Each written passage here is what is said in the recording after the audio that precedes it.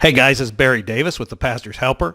Sorry I didn't get all dressed up for this, but I just was sitting here with all my equipment set up, and I thought I would stop for just a minute to let you know how proud I am of you for sticking with it.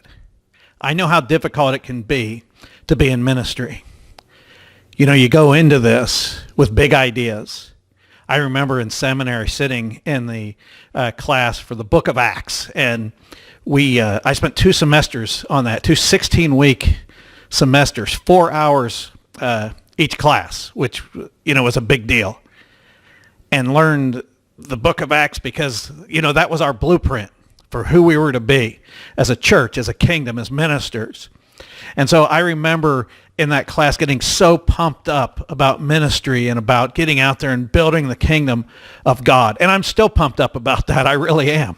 But I also know that when you get into ministry, especially in a church ministry, a lot of times you end up dealing with things that aren't exactly like what you were expecting, like people complaining, dealing with difficult board members, dealing with budgets and things like that. A lot of times you preach your heart out on Sunday and somebody comes up with a remark or two that just, you know, does not help, and you find yourself kind of depressed about it. I know what that's like. Of course, I also know you might have the next week where you hit it out of the park and you can tell that God was there and that people come up and tell you how you helped change their lives, and then you're on cloud 9.